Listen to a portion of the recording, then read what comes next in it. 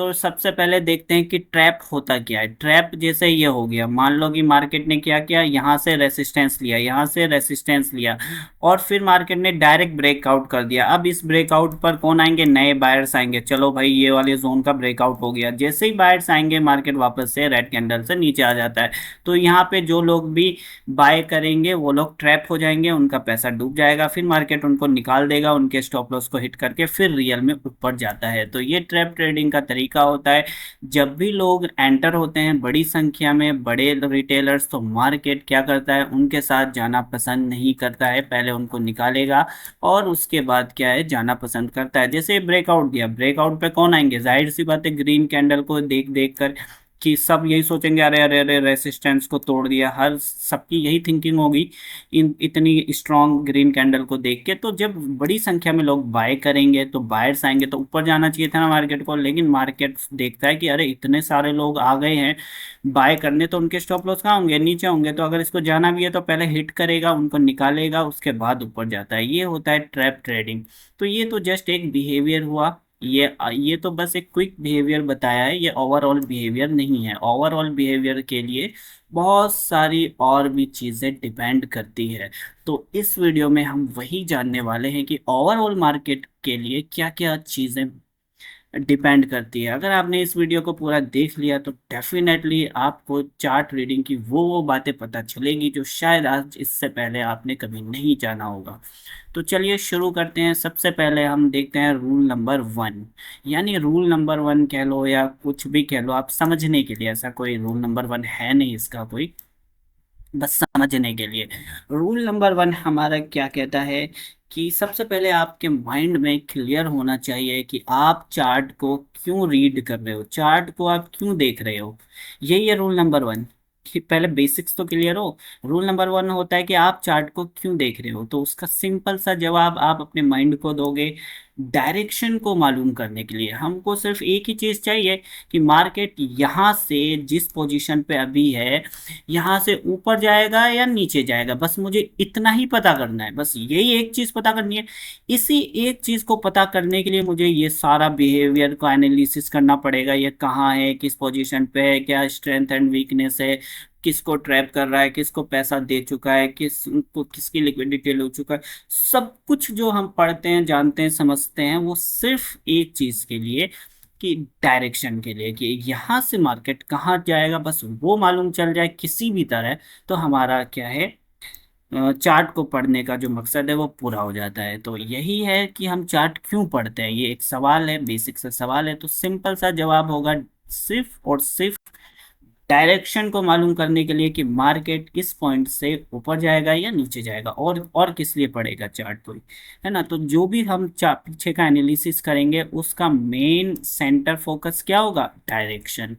क्यों? जैसे होता है ना, एक सूरज होता है और बाकी सब उस सूरज के ही चक्कर लगाते हैं, ठीक है। तो सेंटर में कौन हो गया? सूरज हो गया। इसी तरह डायरेक्शन हमारा मेन सेंटर है, और बाकी सारी जितनी भी बातें होंगी वो सब इसी के इर्द गिर्द चक्कर लगाएंगी। जितने भी बिहेवियर को समझेंगे, जितने भी हम क्या एनालिसिस करेंगे, चार्ट को देखेंगे, कैंडल स्टिक को देखेंगे, सब कुछ जो देखेंगे वो सब कुछ इसी के पर्पज के लिए देखेंगे, इसी के चक्कर काट रही होगी, वो है डायरेक्शन।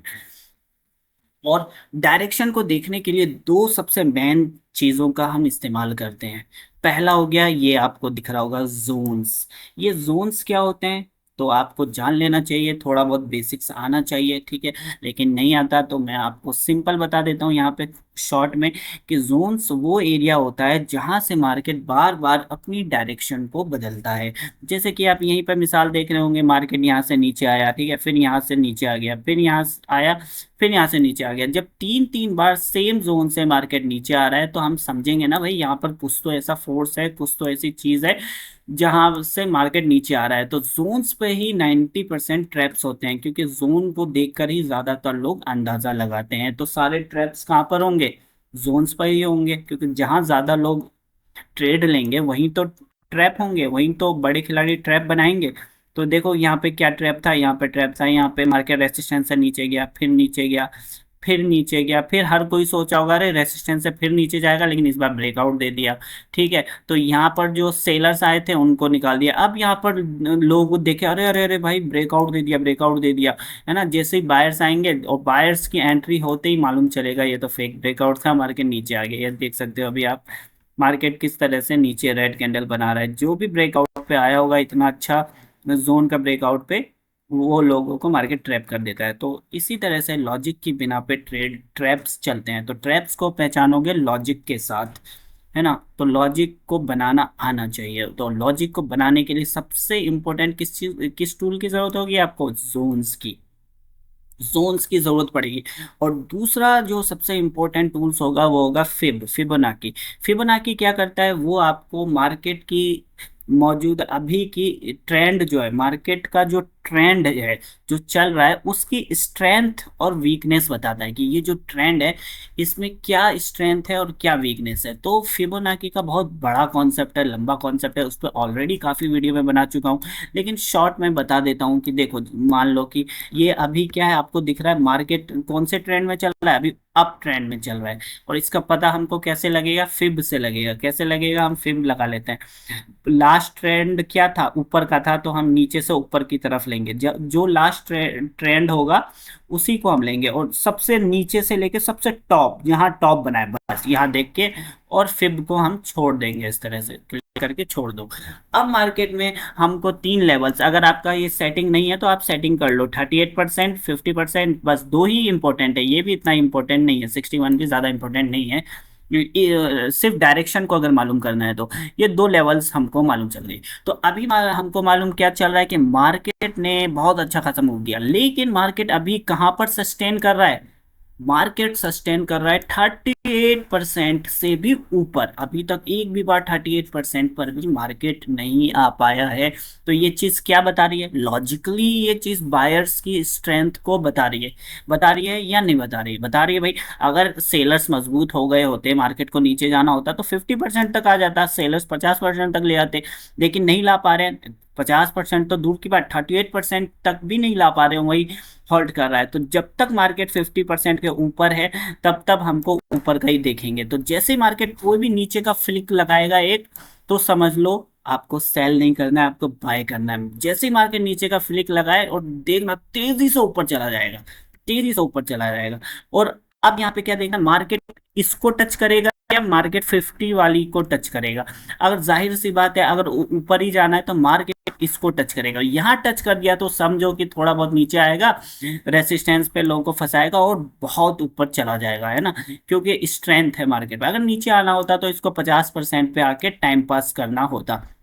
ये बिहेवियर, फिब के बिहेवियर पे ऑलरेडी बहुत सारी वीडियो है, और इस वीडियो में भी अगर मौका मिला तो मैं और डिटेल से इस बारे में बताऊंगा। तो यहाँ तो मैं बस ऊपर ऊपर से बता रहा था कि दो टूल्स हमारी डायरेक्शन को निकालने में बहुत ज़्यादा मदद करते हैं। वो है, एक तो जोन हो गया और दूसरा फिब हो गया। जोन और फिब, जोन्स ज़्यादातर ट्रैप्स को मालूम करने में हमारी हेल्प करते हैं, और फिब हमारा सबसे ज़्यादा, फिब हमारा मार्केट की स्ट्रेंथ और वीकनेस को मालूम करने में हमारी सबसे ज़्यादा हेल्प करते हैं। तो यहाँ पे हमको क्लियर बता रहा है कि देखो भाई, मार्केट जो है 38% तक भी नहीं आया है, उससे ऊपर ही सस्टेन कर रहा है। तो भले ही ये रेड कैंडल बना रहा है, ट्रैप कर रहा है, लेकिन ओवरऑल मार्केट का जो मूड है वो किस साइड है? ऊपर साइड है। तो ऊपर साइड ऐसे अंधाधुंध नहीं ले लेंगे, इस तरह से ब्रेकआउट होगा ले लो। ब्रेकआउट के बाद कभी भी आपको ट्रेड नहीं लेना होता। देखो, ब्रेकआउट के बाद जो लोग आए होंगे, जोन का ब्रेकआउट आए होंगे, उनके साथ क्या हो गया होगा? हो गए ट्रैप वो लोग।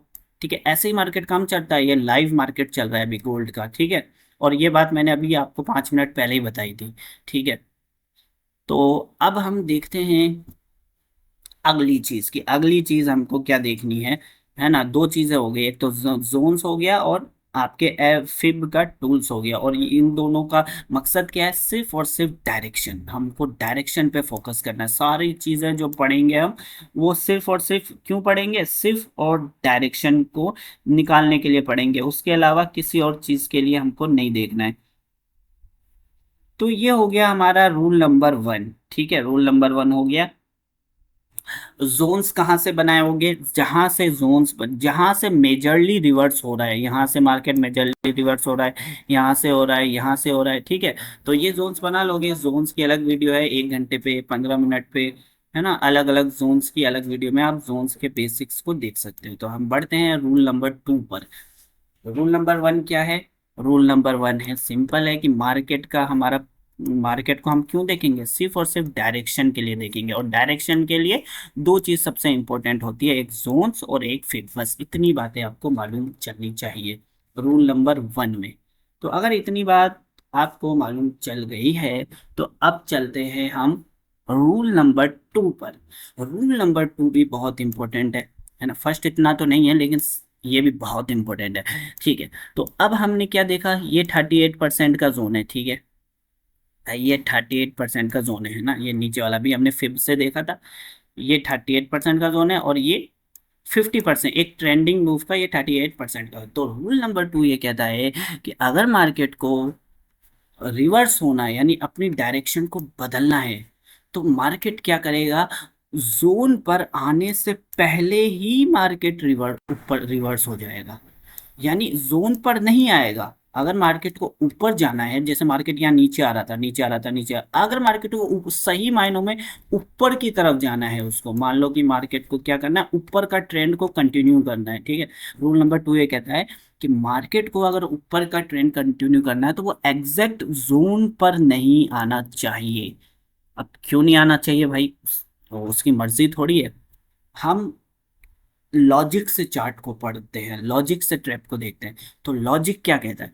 देखो, लॉजिक ये कहता है कि सबने लगा लिया होगा कि भाई ये 38% का जोन है, जैसे ही सपोर्ट पे आएगा, सपोर्ट से तो मार्केट रिवर्स होता ही होता है, तो हर कोई अंधाधुंध क्या करेगा? बाय करेगा। ये बात मार्केट को मालूम है कि भाई सपोर्ट पर अंधाधुंध बाइंग होगी। ठीक है, वो 38% और 50% के सपोर्ट पे अंधाधुंध बाइंग होती होती है। ठीक है, तो अब मार्केट को अगर ऊपर जाना होगा, तो क्या वो 38% पर आएगा, फिर ऊपर जाएगा, ताकि अंधाधुंध बाय लोग करें और सबको प्रॉफिट देता हुआ चले? ऐसा चलता है क्या मार्केट? आपने देखा ही है, मार्केट आसानी से लोगों को प्रॉफिट देता है। यही सिंपल सा लॉजिक है कि मार्केट किसी को आसानी से पैसा नहीं देता है। तो अगर उसको सही मायनों में ऊपर जाना है, तो वो क्या करेगा? एग्जैक्ट जोन से पहले ही रिवर्स हो जाएगा। सारे लोग एग्जैक्ट सपोर्ट का इंतजार करेंगे, भाई सपोर्ट पे आएगा तो लेंगे, कंफर्मेशन मिलेगा तो लेंगे, है ना। रिटेलर्स का कंफर्मेशन भी तो यही होता है कि सपोर्ट पे आते ही ले लेंगे। लेकिन मार्केट उनसे 2 कदम आगे रहता है। मार्केट क्या करता है कि अगर उसको ऊपर जाना है, तो वो एग्जैक्ट सपोर्ट तक आएगा ही नहीं, उससे पहले ही ऊपर चला जाएगा और रेसिस्टेंस तक पहुंच गया। ठीक है, रेसिस्टेंस पे कौन आते हैं? सेलर्स। अब सोचो, अगर इसको नीचे जाना है, तो क्या सेलर्स को बुला के नीचे जाएगा क्या? सेलर्स को बुलाकर नीचे जाएगा क्या मार्केट? बिल्कुल नहीं जाएगा। अगर उसको नीचे जाना है, तो किसको बुलाएगा? बायर्स को बुलाएगा। बायर्स, भाई बायर्स आ जाओ, बाय कर लो, और फिर नीचे जाएगा। उनके स्टॉप लॉस नीचे होंगे, ऐसे ही जाता है ना। उनके स्टॉप लॉस के सारे जाएगा। लेकिन मार्केट को ऊपर जाना है, तो वो एग्जैक्ट सपोर्ट पर आएगा ही नहीं, उससे पहले ही रिवर्स हो जाएगा। और मान लो कि आप बोलो कि यार ज्यादातर केस में तो आ ही जाता है, जब आ जाए तो हम नहीं लेंगे ऊपर का। सिंपल सी बात है, क्यों नहीं लेंगे? क्योंकि एग्जैक्ट सपोर्ट पर तो रिटेलर्स आते हैं। तो मार्केट क्या करता? एग्जैक्ट सपोर्ट पर आता, अगर मान लो आता, तो मार्केट ऊपर जाने जैसा बताता, ग्रीन कैंडल, यहाँ सारे अंधाधुंध बाइंग होती और मार्केट सबका स्टॉप लॉस हिट कर देता। फिर उसके बाद हो सकता है ऊपर जाता, अगर ऐसा केस होता, अगर आ जाता। और अगर मार्केट, यहाँ भी सेम यही रूल होता, अगर मार्केट को ये 38% के बायर्स को ट्रैप करना होता, सिर्फ ट्रैप करना है उसको, तो वो यहाँ से एग्जैक्ट से ऊपर निकल जाता। और लेकिन अगर यहाँ पर भी एग्जैक्ट आ जाता, तो यहाँ 50% पर तो और ज्यादा अंधाधुंध बाइंग होती है। तो यहाँ पर बहुत सारा टाइम पास करते, फिर रियल में नीचे जाता। इस तरह से मार्केट नीचे जाता। लेकिन मार्केट को नीचे नहीं जाना है, ये कैसे मालूम चला? कि मार्केट ने बायर्स को बुलाया ही नहीं और पहले ही रिवर्स हो गया। बिना बायर्स के बुलाए रिवर्स हुआ है, तो वो ऊपर जा सकता है। अगर बायर्स को बुलाता, बहुत सारे बायर्स आ जाते, तो क्या होता? तो यहाँ पे बहुत सारा स्टॉप लॉस जमा हो जाता। तो स्टॉप लॉस मैग्नेट की तरह काम करता है। जब ज्यादा मैग्नेट आ जाता है, तो क्या करता है? मार्केट नीचे आना ही पड़ता उसको, और सबके स्टॉप लॉस हिट करना ही पड़ता। तो stop loss is equal to magnet, ये नोट कर लो आप। जैसे कि मैंने अभी आपको लाइव में बताया था कि क्या होगा, मार्केट ऊपर का ब्रेकआउट देगा, और जैसे ही ब्रेकआउट देगा, तो किसी भी ब्रेकआउट पे अंधाधुंध बाइंग होती है, और जैसे ही बाइंग हुई, मार्केट ने उन सबको, रिटेलर्स को निकाला, अब वापस ऊपर जा रहा है। देखो, इसी तरह से ट्रैप्स होते हैं।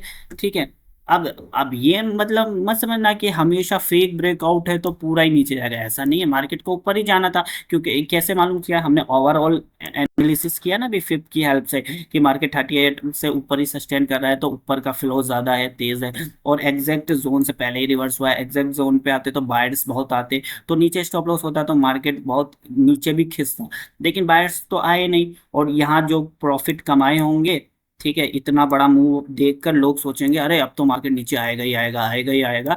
ये सब अंदाजा लगाते है ना, एंटिसिपेशन में ट्रेड लेते हैं, तो मार्केट ऊपर जाने में इंटरेस्टेड होगा। अगर सही में मार्केट को ऊपर जाना है तो मार्केट इस जोन को हिट करेगा, फिर एक अच्छा खासा मूव देगा ताकि और सेलर्स आ जाए, फिर वहीं इसी तरह से रेसिस्टेंस के आसपास ही रहने की कोशिश करके फिर ऊपर का ब्रेकआउट देगा, इस तरह से ऊपर जाता है। तो ये था रूल नंबर 2।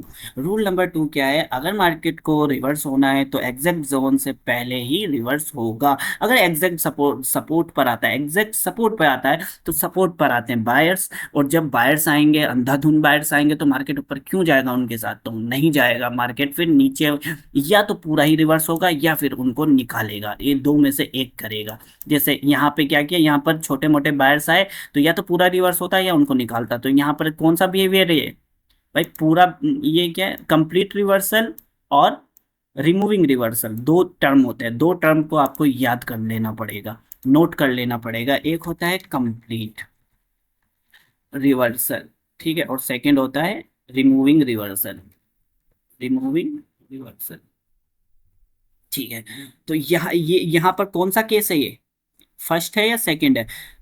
यहाँ पे सेकंड वाला केस है, सिर्फ ये जो ब्रेकआउट पर रिटेलर्स आए उनको रिमूव कर देगा, और क्योंकि ओवरऑल फ्लो तो ऊपर का है तो मार्केट कंप्लीट रिवर्सल क्यों करेगा भाई, है ना। कंप्लीट रिवर्सल तब करता जब उसके पास बायर्स बहुत ज्यादा होते, ठीक है, बायर्स बहुत ज्यादा होते तब वो कंप्लीट करता, लेकिन नीचे तो स्टॉप लॉस है ही नहीं, एग्जैक्ट सपोर्ट पर आए नहीं, सपोर्ट पे बायर्स आते, उनको बुलाए नहीं, बिना बुलाए तो बायर्स तो है नहीं, तो बायर्स है नहीं, और जो बायर्स यहाँ पर आए होंगे वो प्रॉफिट बुक कर लिए होंगे इतनी देर में, तो बायर्स नहीं है ज्यादा, सेलर्स हैं, एंटिसिपेशन में इतना अच्छा खासा मूव हो चुका है तो हर कोई यही देखेगा अरे अब तो नीचे आएगा ही आएगा, तो सेलिंग बहुत ज्यादा हो रही है। रेसिस्टेंस पे भी मार्केट आ रहा है, रेसिस्टेंस पे कौन आते हैं, सेलर्स आते हैं, रेसिस्टेंस पे मार्केट नीचे अच्छे अच्छे रेड कैंडल बना रहा है तो और सेलर्स को इन्वाइट कर रहा है, तो सेलर्स यहाँ ज्यादा है, तो ऊपर स्टॉप लॉस ज्यादा है, इसका मतलब ऊपर ऊपर खींचेगा मार्केट। इसलिए ये जो छोटा मोटा ट्रैप बनाएगा कि अंधाधुंध आने वालों को, तो रिमूविंग रिवर्सल ऐसे केस में ज्यादा होता है। जब मार्केट को ऊपर जाना होता है और ऊपर का अगर कोई ट्रैप बन रहा है तो रिमूविंग रिवर्सल छोटा वाला सेकंड वाला रास्ता मार्केट चुनता है। फर्स्ट वाला चुनेगा तो क्या होगा, अगर मार्केट रिमूव अब फिर वापस से क्या फिर से मेहनत करेगा, फिर से सैकड़ों ट्रैप बनाएगा तो ऊपर जाएगा, तो ये रास्ता मार्केट चुन तो सकता है, मार्केट की मर्जी, लेकिन यहाँ पे प्रेफर नहीं करेगा, है ना, नहीं करना चाहिए, वरना फिर उसको मार्केट को ही बहुत मेहनत करनी पड़ेगी, है ना, वापस ऊपर आने के लिए वापस ट्रैप बनाने पड़ेंगे, जबकि ऑलरेडी ट्रैप बना हुआ है, तो मार्केट क्यों फर्स्ट वाला रास्ता चुनेगा। तो आपको इस चीज की क्लैरिटी आनी चाहिए कि कब मार्केट रिमूविंग रिवर्सल करता है, कब कंप्लीट रिवर्सल करता है, इस पे भी बात होगी, डिटेल से बात होगी, लेकिन आगे होगी। अभी हम फोकस करते हैं रूल नंबर 2 पे, जो आपको लिखना है कि अगर मार्केट को रिवर्स होना है तो एग्जैक्ट जोन से पहले ही रिवर्स होना चाहिए। ये पॉइंट आपको क्लियर हो जाना चाहिए, ठीक है। तो दो पॉइंट्स आपके क्लियर हो जाना चाहिए। पहला क्या है, वो रूल नंबर 1 क्या पढ़ा था, कि हम चार्ट को क्यों रीड करते हैं भाई, चार्ट को रीड करने का एक ही मकसद होता है, वो है डायरेक्शन को मालूम करना। ओके, डायरेक्शन को मालूम करना, ठीक है। और उस डायरेक्शन को मालूम करने के लिए हम कितनी कौन से मेन दो चीजों का इस्तेमाल करते हैं, जोन और फिब, ठीक है। जोन्स पे ट्रैप्स होते हैं और फिब हमारा ट्रेंड बताता है, ट्रेंड की स्ट्रेंथ को बताता है। रूल नंबर 2 है कि अगर मार्केट को रिवर्स होना है तो एग्जैक्ट जोन से पहले ही रिवर्स होगा, एग्जैक्ट जोन पे बायर्स आते तो फिर मार्केट ऊपर नहीं जाता, नीचे जाता, नीचे या तो रिमूविंग रिवर्सल करता है या कंप्लीटली रिवर्सल करता है, लेकिन कोई एक तो करता ही करता है, क्योंकि मार्केट ऐसा नहीं हो सकता कि यहाँ पे बायर्स को बुलाए, अंधाधुंध लोग बायर्स करे और मार्केट बायर्स की साइड में जाए, उनको मुफ्त का पैसा दे, ऐसा मार्केट नहीं करता है। मार्केट अपना लॉस क्यों करेगा, सिंपल सा लॉजिक है। तो हर चीज के पीछे लॉजिक होता है ट्रैप में, तो आपको हर चीज के पीछे ट्रैप का लॉजिक देखना पड़ेगा, ठीक है। जाओ, अब हम चलते हैं अपना रूल नंबर 3। ये रूल नंबर जो 3 है, ये रूल नंबर 1 2 इतना इंपॉर्टेंट नहीं है, लेकिन अगर ये रूल नंबर 3 आपको मिल जाता है तो आपको बहुत अच्छा खासा प्रॉफिट दे सकता है। रूल नंबर 3, ये सिर्फ ट्रेंडिंग में यूज आता है, जैसा कि अभी अभी मार्केट सुपर ट्रेंड में, ठीक है, साइडवेज वॉलेटाइल नहीं है मार्केट, अभी नहीं कह सकते, अभी ट्रेंड कह सकते हैं, ऊपर के ट्रेंड में, ऊपर के फ्लो में। तो जब मार्केट ऊपर के ट्रेंड में या फ्लो में होता है, तब मार्केट क्या करता है, मैं उसका यहाँ पर अभी, यहाँ पे वो लागू नहीं हो रहा है, होगा तो बताऊंगा। मैं एक हाइपोथेटिकल सिचुएशन बता दूं, ठीक है, मार्केट मान लो कि मार्केट ने बहुत अच्छा मूव किया, जैसे इस तरह का मार्केट ने मूव किया, ठीक है, अब मार्केट यहाँ पे है, यहाँ पे है। अब मार्केट क्या करेगा, मार्केट क्या करेगा, एक ऊपर का ब्रेकआउट देगा इस तरह से, जब भी मार्केट सुपर ट्रेंड में बहुत अच्छा मूव कर चुका है, ठीक है, मान लो कि मार्केट बहुत अच्छा मूव कर चुका है, ठीक है, तो अब फर्स्ट टाइम में ही ब्रेकआउट दे देगा, जैसे यहाँ से रेसिस्टेंस लिया था और इसका तेजी से ब्रेकआउट देगा। तो जब मार्केट इतनी तेज, इतना ट्रेंड में है, तो इस ब्रेकआउट पे लोग क्या करेंगे, जब रेसिस्टेंस का ब्रेकआउट आउट होगा, अंधाधुंध बाइंग करेंगे। और मार्केट अप ट्रेंड में भी है, मार्केट 50% तक भी नहीं आएगा, मार्केट को जाना भी ऊपर है, तो मार्केट इस तरह से नहीं जाता है कि पहली बार ब्रेकआउट देगा उस पर मार्केट ऊपर जाएगा, पहले बायर्स को डिमोटिवेट करेगा, इस तरह से ब्रेकआउट देगा जैसे यहाँ पे दिया, ठीक है। ये तो अभी छोटा सा ब्रेकआउट है ये, और अभी इतना सुपर ट्रेंड चालू भी नहीं हुआ है। ये वाला जो रूल नंबर 3 है, ये जब सुपर ट्रेंड चालू हो जाता है ना ऊपर का, तब का केस है ये, ठीक है। तो मार्केट पहली बार ब्रेकआउट देगा, इस ब्रेकआउट पे कौन लोग आएंगे, जैसे मान लो कि यहाँ पे बायर्स आएंगे, इस तरह से बायर्स के आते ही मार्केट नीचे आ जाएगा, और ये जो नीचे का सपोर्ट है यहाँ तक आ जाएगा, है ना, जैसे मान लो कि यहाँ तक आ जाता मार्केट, इस बाइंग को करके यहाँ तक। अब मार्केट क्या करेगा, यहाँ पे मार्केट क्या करेगा, एक नीचे का मूव, क्विक नीचे का मूव देगा, और सारे लोग क्या सोचेंगे, अरे मार्केट इतना ऊपर आ चुका है, अब तो नीचे आएगा ही आएगा। और जब यहाँ पर हैवी लिक्विडिटी आएगी एंटिसिपेशन वालों की, तब मार्केट क्या करेगा, जैसे ही सेलर्स को आएगा, वापस से ऊपर के रेसिस्टेंस पे आके हॉल्ट करने लगेगा, कोई भी रेसिस्टेंस होगा, और फिर मार्केट इस तरह से तेजी से ऊपर चला जाएगा। तो ये था रूल नंबर 3, बहुत थोड़ा सा कॉम्प्लिकेटेड हो गया यहाँ पे, क्योंकि अभी वो सिनेरियो बन नहीं रहा है, सुपर ट्रेंड है नहीं ना। तो यही है कि मार्केट सुपर ट्रेंड में है, ठीक है, ऊपर का एक रेसिस्टेंस लेके जल्दी से ब्रेकआउट दिया, इस ब्रेकआउट, ऊपर के ब्रेकआउट पे कौन लोग आएंगे, बायर्स आएंगे। तो मार्केट को जाना भी ऊपर है, अपने ट्रेंड को कंटिन्यू करना है, तो मार्केट बायर्स को निकालेगा, ठीक है, बायर्स को निकालेगा, और सेलर्स को एक अच्छी खासी क्विक नीचे का मूवमेंट देके एंट्री दे देगा। अब अगर मार्केट को नीचे जाना होता तो फिर वो क्या, वो चला जाता जल्दी, लेकिन मार्केट फिर वहीं पर उसी रेसिस्टेंस पर, ये जो सपोर्ट था रेसिस्टेंस बन जाएगा, उसी पर हॉल्ट करेगा, हॉल्ट करेगा, हॉल्ट करेगा। और ये समझ जाना कि सुपर ट्रेंड मार्केट में छोटी लिक्विडिटी भी बड़ी लिक्विडिटी का काम करती है, ये बात नोट कर लेने वाली है। सुपर ट्रेंड में छोटी लिक्विडिटी भी बड़ी लिक्विडिटी का काम करती है, जैसे मार्केट ने एक सपोर्ट दिया, ये ऊपर का मार्केट ब्रेकआउट देके आया, ब्रेकआउट दिया, बायर्स आएंगे, नीचे सपोर्ट पे आया, सपोर्ट ब्रेक करेगा, तो ये ब्रेक पे आते हैं सेलर्स, लेकिन ये तो है छोटी लिक्विडिटी। यही है कॉन्सेप्ट कि ट्रेंडिंग, सुपर ट्रेंडिंग मार्केट में छोटी लिक्विडिटी भी बड़ी लिक्विडिटी का काम करती है, जैसे ही सेलर्स को इनवाइट करेगा, आप फुल क्वांटिटी से ले लोगे, यहाँ पे टाइम पास करेगा और फौरन भाग जाएगा। तो ये मार्केट के ट्रेंड को कंटिन्यू करने का तरीका होता है। अगर ये आपको मालूम चल गया और पकड़ में आ गया, तो एक ही ट्रेड आपका महीनों का लॉस भी रिकवर कर देगा और आपको बड़ा प्रॉफिट देके चला जाएगा। तो स्टेप नंबर 3 जो है वो हफ्तों में, महीनों में एक बार, दो बार मिलता है, लेकिन जब मिलता है ना, तो मेरा क्या है ना, यही एक स्टेप मेरा पूरा महीने का लॉस भी रिकवर कर देता है और प्रॉफिट भी देके जाता है। तो स्टेप नंबर 3 है ना, फर्स्ट सेकंड इतना इंपॉर्टेंट नहीं है, क्योंकि वो डेली नहीं बनता है, trend, super trend daily daily नहीं आते हैं, लेकिन जब आता है तो अच्छा प्रॉफिट देके जाता है, ठीक है। लोग क्या समझेंगे, लोग जैसे मान लो कि मार्केट, ये अच्छा सिचुएशन है समझाने के लिए, ठीक है, मार्केट क्या क्या इस तरह से आया, ट्रेंड ऊपर, लोग देख रहे हैं अरे वाह ऊपर ट्रेंड चल गया, अब ये रेसिस्टेंस था, इसका नीचे मार्केट नीचे आएगा, अरे, है ना, मार्केट लोग देखेंगे अरे इतना ऊपर आ गया अब तो नीचे आएगा। फिर मार्केट क्या करेगा, उसको जल्दीबाजी में ब्रेकआउट कर देगा। अब जब ब्रेकआउट करेगा तो लोग देखेंगे अरे मार्केट तो ऊपर के ट्रेंड में है ना, तो यहाँ पर लोग अंधाधुंध बाइंग ले लेंगे। अब मार्केट को ऊपर ही जाना है, ट्रेंड को कंटिन्यू करना है, लेकिन वो बायर्स के साथ नहीं जाता है मार्केट, क्योंकि बायर्स को फ्री फोकट का पैसा नहीं देगा।